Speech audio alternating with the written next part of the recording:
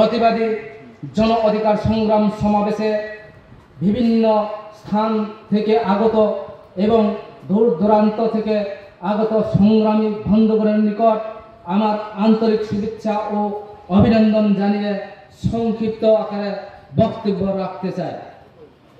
মঞ্চে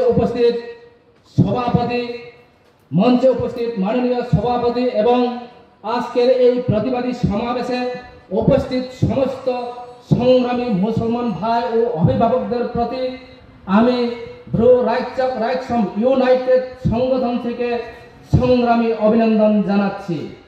বন্ধুগণ, আমি রিয়াং সমাজের একজন যুবক। আজ স্পষ্ট ভাষায় ঘোষণা করেছি, মুসলমানদের উপর গোটা দেশে যেভাবে একের পর এক আক্রমণ হচ্ছে তার বিরুদ্ধে আমি এবং আমাদের সংগঠন আপনাদের সাথে আছি।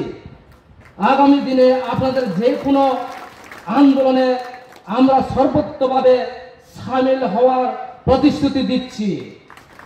প্রশ্ন হলো, আমরা ব্রু রিয়াং জনজাতি হওয়ার পরও কেন আপনাদের এই আন্দোলনকে সমর্থন করেছি, কিংবা আজকের এই প্রতিবাদী সমাবেশে সামিল হলাম। উপস্থিত বন্ধুগণ, বিজেপির শাসনে আজ মুসলমানরা আক্রান্ত নয়, আমরা জনজাতিরাও সাংঘাতিক রকম আক্রান্ত। আমাদের ভাষা, আমাদের সংস্কৃতি আক্রান্ত। যে জমি বন জঙ্গলের উপর নির্ভর করে আমাদের জীবন জীবিকা, এই সরকার বন সংরক্ষণ আইন পরিবর্তন করে আমাদের জমি জঙ্গল ছিনিয়ে নিতে চাইছে।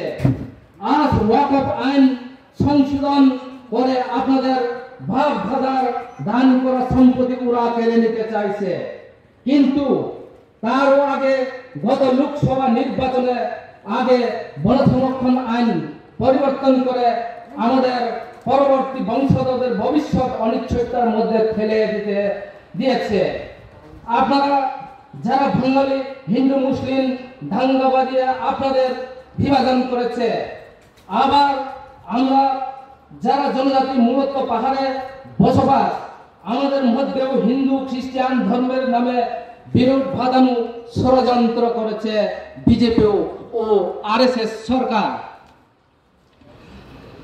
অথচ ওরা বলে সবকা বিকাশ, সবকা সাথ, সবকা বিকাশ।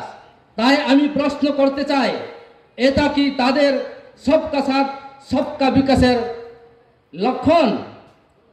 আজও আমাদের রিয়াং জনজাতিরা একটা বড় ধরনের জুম চাষ না করলে আমাদের না খেয়ে মরতে হবে এবং না খেয়ে থাকতে হবে।